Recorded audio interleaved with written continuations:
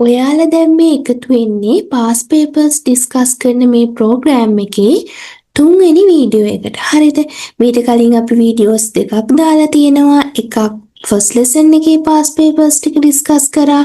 ඊළඟට second lesson එකේ කාබනික අණු වලින් ආපු පාස් පේපර්ස් ප්‍රශ්න ටික ඩිස්කස් කරා. හරිද? දැන් මේ තුන්වෙනි වීඩියෝ එකෙන් අපි කරන්නේ අන්වීක්ෂ ගැන තියෙන පාස් පේපර්ස් MCQs ටික. හරිද?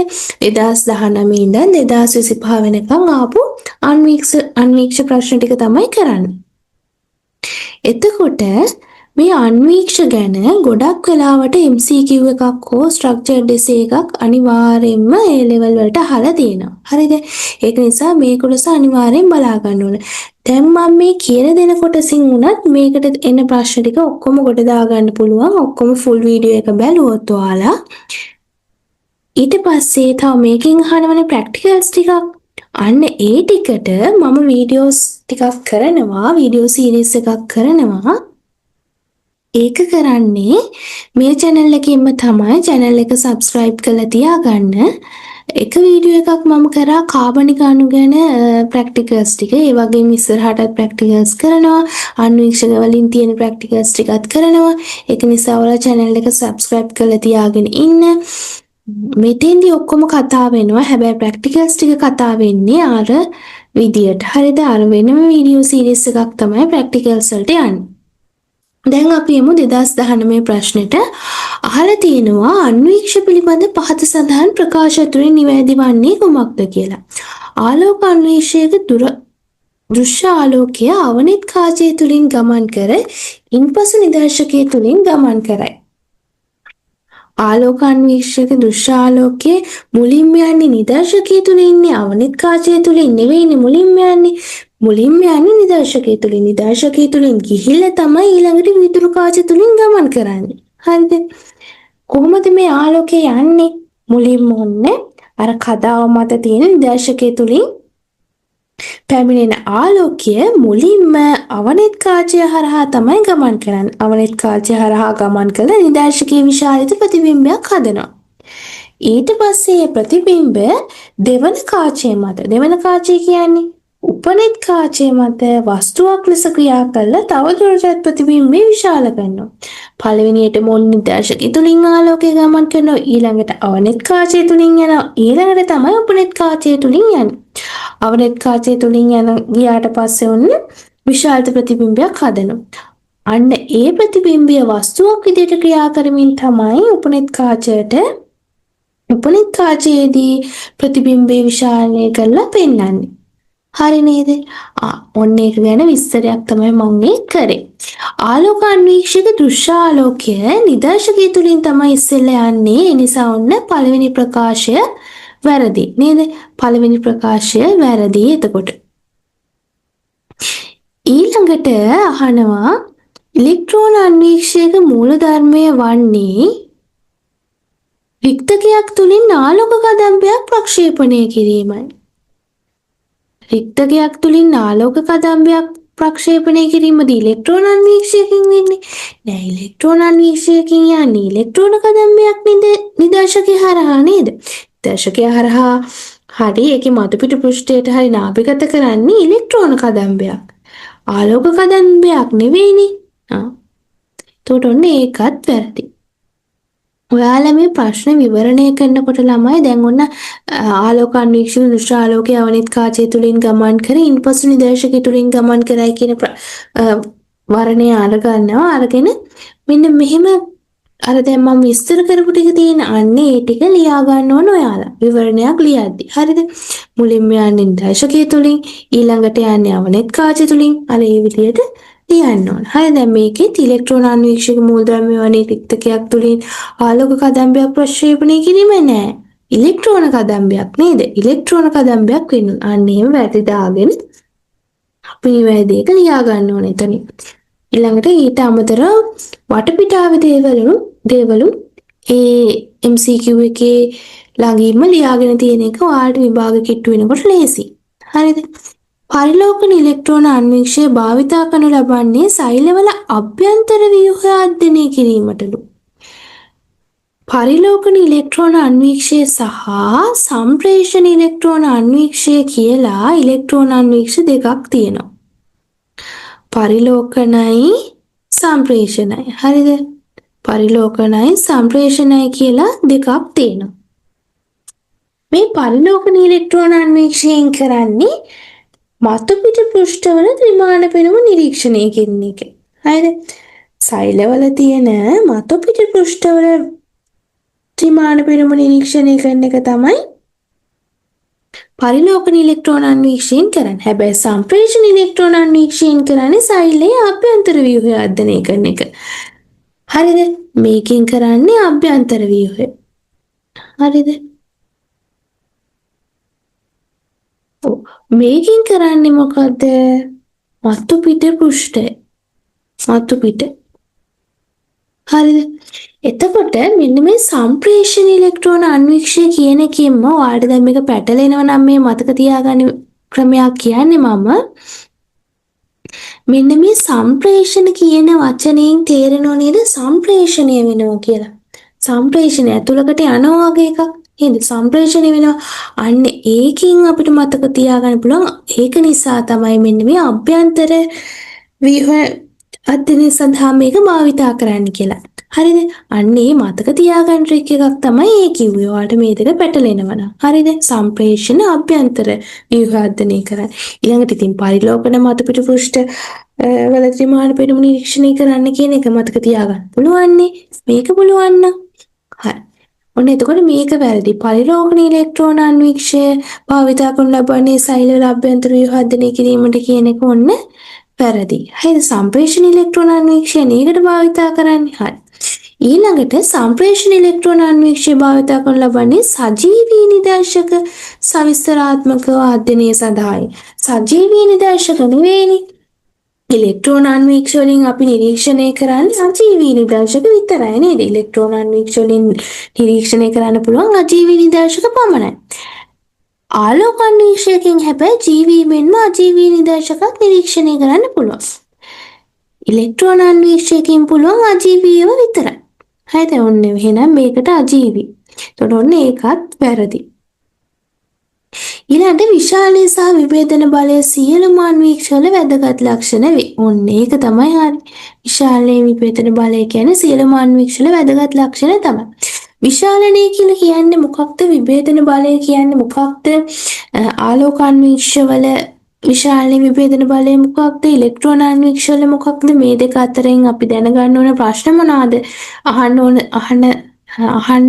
අහන්න තියෙන ප්‍රශ්න මොනවාද කියන එක ඔයාලට ඉස්සරහදී මම දැන් කියලා දෙනවා. ඉස්සරහද 2020 23 වගේ ප්‍රශ්න කතා කරගෙන යනකොට ඒ දේවල් මම කියලා දෙනවා. දැනට ඔන්න මේ ප්‍රශ්නේ ඉවරයි. හරිද? ඊළඟට අපි බලමු 2020 ප්‍රශ්නේ ගැන. ඔන්න 2020 ප්‍රශ්නය. හරිද? 2020 ප්‍රශ්නේ තියෙන්නේ ඔන්න ප්‍රැක්ටිකල් සම්බන්ධව එන එකක්. හරිද? ඒක තමයි මම කලින් කිව්වේ ප්‍රැක්ටිකල් වීඩියෝස් නුත් මම කරනවා. එක වීඩියෝ එකක් කරලා තියෙනවා. කාබනික අණු ගැන ඉතිරි වීඩියෝස් ටිකත් ඉස්සරහට කරනවා. channel එක subscribe කරලා තියාගන්න. මම මෙතනදී මේ ප්‍රශ්නය ගැන ලොකු සාකච්ඡා කිරීමක් කරන්නේ නැහැ. උත්තරේ කියනවා විතරයි. අර වීඩියෝ සීරීස් එකේදී මේ ප්‍රශ්නය ගැන සාකච්ඡා කරනවා. ඒ වගේම මේ ප්‍රැක්ටිකල් එක ගැනත් කියලා දෙනවා. හරිද? දැන් බලමු මේ අහලා තියෙන මොකක්ද කියලා. වීදුරු කඩාවක් මත නැංවූ ලුණු සිවියක් සංයුක්ත ආලෝක අන්වීක්ෂයක වේදිකාව මත තබා නිරීක්ෂණය කිරීමේ පියවර පහත දැක්වේ. ඒ වලින් කියලා තියෙනවා දර්පණය සකස් කිරීම. B සියුම් සීරුමාරුව භාවිතා කිරීම. C දල සීරුමාරුව භාවිතා කිරීම. ඉහත පියවරවල නිවැරදි අනුපිළිවෙල වන්නේ. මොකද්ද මේකේ නිවැරදි අනුපිළිවෙල? මුලින්ම දර්පණය සකස් කරන්න ඕනනේ. ඊළඟට තමයි දල සීරුමාරුව භාවිතා කරන්නේ. ඊළඟට තමයි උන සියුම් සීරුමාරුව භාවිතා කරන්නේ. එතකොට උත්තරය වෙන්න ඕන මොකක්ද? උත්තරය A C B. මේක ගැන සවිස්තරාත්මකව කියලා දෙනවා අර වීඩියෝ සීරීස් එකකින්. ඒකෙදි මේක ඉගෙන ගන්නවාලා. හරිද? ඊළඟ ප්‍රශ්නේ අපි බලමුකෝ. ඊළඟ අවුරුද්දේ ඊළඟට අපි කතා කරන්න යන්නේ මේ 2022 ප්‍රශ්නය ගැන. හරිද? 2022 ප්‍රශ්නය ගැන තමයි අපි කතා කරන්න යන්නේ. මේක කතා කරන්න කලින් මම ඔයාලට මෙන්න මෙහෙම දෙයක් කියලා දෙනවා. හරිද?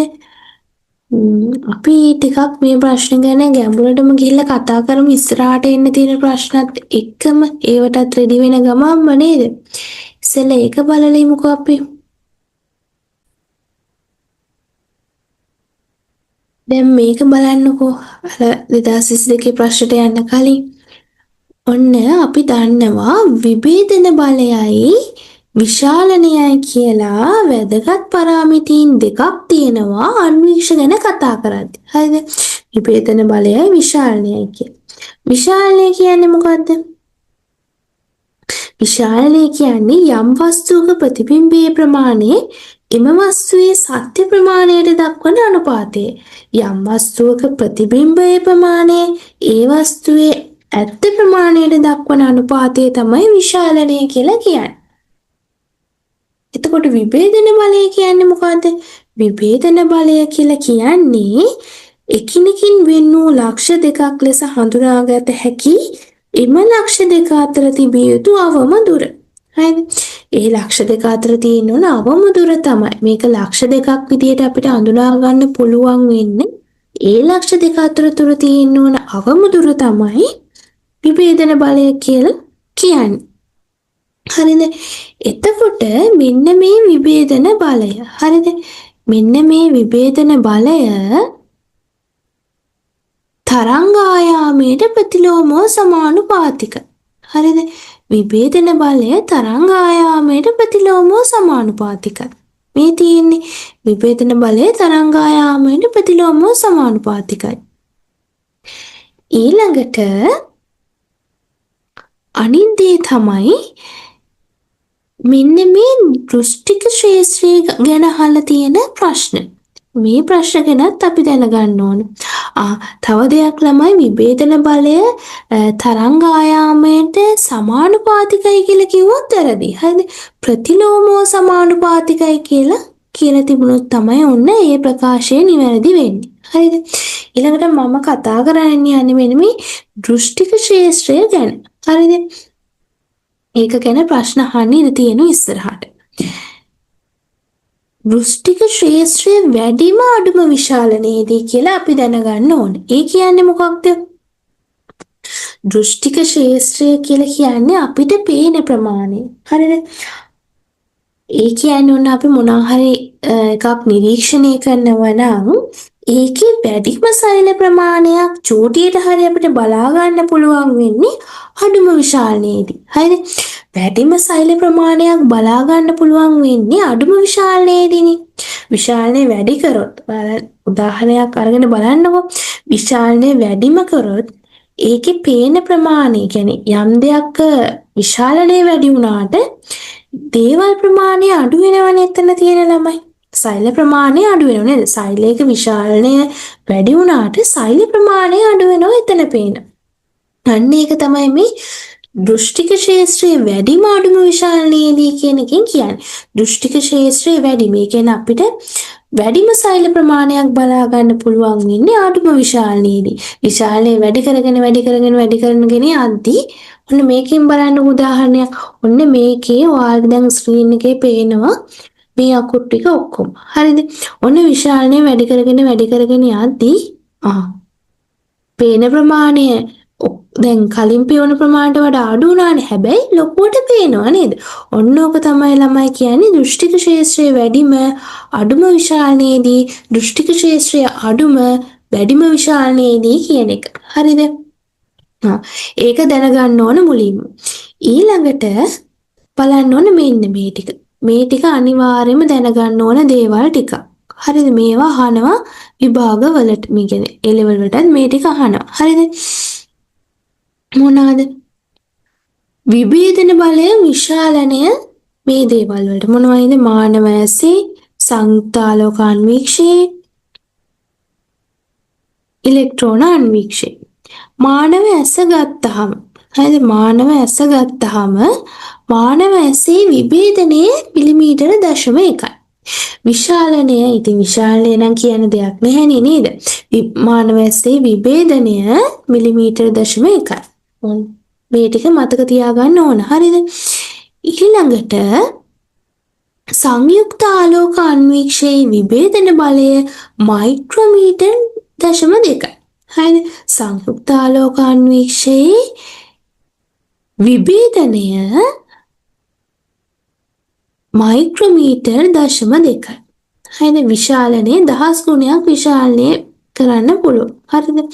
ඊළඟට ඉලෙක්ට්‍රෝන අන්වීක්ෂය ගත්තාම විභේදනය නැනෝමීටර් 2යි. හරිද? නැනෝමීටර් 2යි. විශාලනය 5 ගුණ කිරීම 10 5ක් වෙනවා. හරිද? විශාලනය 5 ගුණ කිරීම 10 5ක් වෙනවා. ඊළඟට මම ඔයාලගෙන් ප්‍රශ්නයක් අහන්න. මේ තියෙන්නේ ප්‍රශ්නේ. හරිද?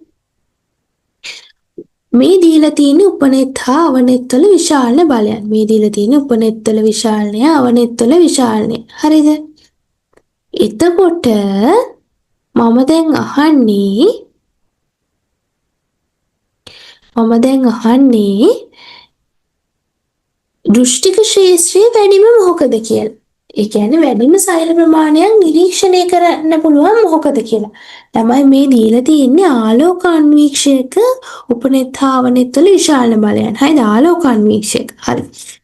ඒත් එක්ක අපි බලමු දැන් අහපු ප්‍රශ්නය දෘෂ්ටික ක්ෂේත්‍රයේ වැඩිම වෙන්නේ මොකද කියන එක.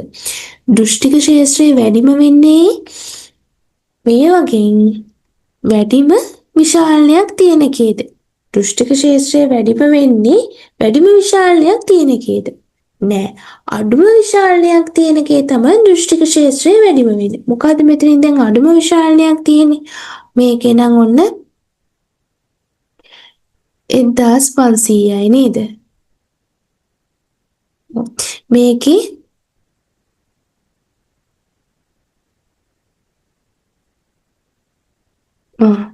හරිද?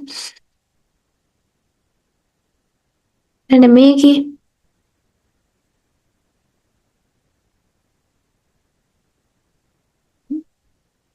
විශාල ටික දැම්මා. දැන් බලමු දෘෂ්ටික ක්ෂේත්‍රයේ වැඩිම වෙන්න ඕන අඩුම විශාලනයක් තියෙන කියන්නේ. අඩුම විශාලනයක් තියෙන. එතකොට මොකද්ද? අඩුම විශාලනයක් තියෙන්නේ මෙන්න මේ B වල. ඔන්න දෘෂ්ටික ක්ෂේත්‍රයේ වැඩිම වෙන්නේ B වල. එතකොට හරිද? කියන්නේ වැඩිම සෛල ප්‍රමාණයක් බලා ගන්න පුළුවන් වෙන්නේ B වලදී. හරිද? ඊළඟට උපරිම විශාලනයකින් යුතු සෛල නිරීක්ෂණය කළ හැකි මොකද කියලා අහනවා. උපරිම විශාලනයකින් යුතු සෛල නිරීක්ෂණය කරන්න පුළුවන් මොකද? ඔන්න ඒ වල. දැන් උත්තරේ හරිද එතකොට? ඒ වල කියලා දැම්මොත් හරිද උත්තරේ? ඒ වල කියලා දැම්මොත් උත්තරේ හරිද? වැරදි නේද? ඒ වල කියලා දැම්මොත් උත්තරේ වැරදි. හේතුව මොකක්ද? ආලෝක අන්වීක්ෂයේ විශාලනය කොච්චරයිද? ආලෝක අන්වීක්ෂයේ විශාලනය 10 ගුණයයිනේ නේද? ආලෝක අන්වීක්ෂයෙන් උපරිම විශාලනය වෙන්නේ ආලෝක අන්වීක්ෂයේ උපරිම විශාලනය වෙන්නේ 10 ගුණයයි. ඉතින් ඒ වල විශාලනය 1500 ගුණයක් වෙනවනේ. එතකොට ඔන්න ඒක වැරදි. එතකොට එච්චර විශාලනයක් අපිට ගන්න බෑ ආලෝක අන්වීක්ෂයකින්. ආලෝක අන්වීක්ෂයකින් ගන්න පුළුවන් මෙන්න මේ වගේ 10 ගුණයක විශාලනයක් විතරයි. එතකොට ඒ කියලා දැම්මොත් උපරිම විශාලනයකින් යුතු සෛල නිරීක්ෂණය කළ හැකි ඒ කියලා දැම්මොත් වැරදි. මොකද්ද වෙන්න ඕන? C. ඔන්න උත්තරේ වෙන්න ඕන C. හරි නේද? මං හිතනවා ඒ ටික තේරුණා කියලා. ඊළඟට මේ ටික තේරුණා නම් ඉස්සරහට එක්සෑම් එකට එන්න තියෙන ප්‍රශ්න වලට උත්තර ලියා ගන්නත් පුළුවන් වගේම දැන් අපිට ඇවිල්ලා තියෙන ප්‍රශ්න වලට උත්තර ලියා ගන්නත් පුළුවන් වෙනවා ඔයාලට. ඊළඟට දැන් 2022 ප්‍රශ්නෙට ගියාම නිරීක්ෂණය කරනු ලබන නිරීක්ෂකයේ ප්‍රතිබිම්බය විශාල කිරීම සඳහා කාච මකින් ආලෝකය පරාවර්තනය කරනු ලැබේ. ඒක හරිද? නිරීක්ෂණය කරනු ලබන නිදර්ශකයේ ප්‍රතිබිම්බය විශාල කිරීම සඳහා කාච මගින් ආලෝකය පරාවර්තනය කරනු ලැබේ. වැරදි නේද? කාච මගින් ආලෝකය පරාවර්තනය කිරීමක් සිද්ධ වෙන්නේ නැහැනේ මෙතෙන්දී. ප්‍රතිබිම්බය විශාල කිරීම සඳහා ඔන්න එතකොට ඒක වැරදි. ඊළඟට විභේදන බලය ආලෝකයේ තරංග ආයාමයට ප්‍රතිලෝමව සමානුපාතික ක්‍රියා. ඒක හරියටම හරි. විභේදන බලය ආලෝකයේ තරංග ආයාමයට ප්‍රතිලෝමව සමානුපාතික වෙනව නේද? ඒක ඔන්න හරි. උපරිත් කාචය මගින් ඇති කරන ලබන ප්‍රතිබිම්බය අවනිත් කාචය මගින් විශාලය කරනවා. නෑ. අවනිත් කාචය මගින් ඇති කරන ලබන ප්‍රතිබිම්බය තමයි උපරිත් කාචය මගින් විශාලය කරලා පෙන්වන්නේ. හරිද? ඊළඟට උපරිම විශාලනයේ සාමාන්‍යයෙන් නිදර්ශකයේ නියම තරමෙන් 600 ගුණයක් වේ. ආලෝක අන්වීක්ෂයක උපරිම විශාලනය කීයද කියලා අපි දැන් කතා කරානේ 1000 ගුණයයි කියලා. එතකොට ඒකෙත් වැරදි. විභේදන බලය 0.2 මිලිමීටර් වේ. නෑ ආලෝක අන්වීක්ෂයක විභේදන බලය වෙන්නේ 0.2 මයික්‍රෝමීටර්. හරිද ඔන්න. එතකොට ළමයි දැන් මේ ප්‍රශ්න වලට ඉක්මනට අපිට උත්තර ගන්න පුළුවන් උනේ මම කලින් කියලා දීපු දේවල් වලින්. මම මෙතෙන්දී ආපහු ඒව ගැන කතා කරන්නේ නෑ. විවරණය කලින් මේ දේවල් කියලා දුන්නේ. කියන්නේ මේ වීඩියෝ එකේම කලින්. ඒක නිසා ඔයාලා මුලින් ඉඳන් හරියට වීඩියෝ එක අධ්‍යයනය කරන්න. එතකොට සම්පූර්ණ මේ කුලසින් අහන ප්‍රශ්න ටික උත්තර ලියා ගන්න පුළුවන්. හරිද? ඊළඟට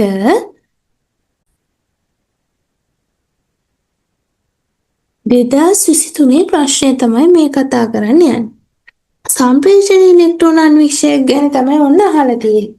බලමු. නිදර්ශකයේ පහගුණ කිරීම 10 වාරයක් විශාලනය කෙරේ. වැරදීනේ. අපි කලින් එකේදීත් කතා කරා පහගුණ කිරීම 10 පාක්. මම ඒකේ සමරේහෙකුත් දුන්නා. හොඳ ලස්සනට පැහැදිලි කළා කලින් ප්‍රශ්නේ කතා කරද්දී. මුලින් ඉඳන් බලාගෙන ඉන්න වීඩියෝ එක. එතකොට ඔයාලට තේරුම් ගන්න පුළුවන්. කලින් ප්‍රශ්න කතා කරද්දී ඔක්කොම ඒවා කතා කරා. හරිද? ඝනව වර්ණ ගැන්වී ඇති සෛලීය ව්‍යුහවල ඉලෙක්ට්‍රෝන අණු ප්‍රමාණයක් ප්‍රදර්ශනය විය හැකිය. ඝනව වර්ණ ගැන්වී ඇති සෛලීය ව්‍යුහවල ඉලෙක්ට්‍රෝන අඩු ප්‍රමාණයක් නෑ. ඉලෙක්ට්‍රෝන වැඩි ප්‍රමාණයක් නේද? ඉලෙක්ට්‍රෝන වැඩි ප්‍රමාණයක් තමයි ප්‍රදර්ශනය වෙන්නේ. හරිද? කියන්නේ අනෙක් ප්‍රදේශවලට වඩා සමහර සෛලීය ව්‍යුහවලට වැඩියෙන් සම්බන්ධ වන බැරලෝහ නිසා නිදර්ශකයේ වර්ණ ගන්වනවා ළමයි. හරිද?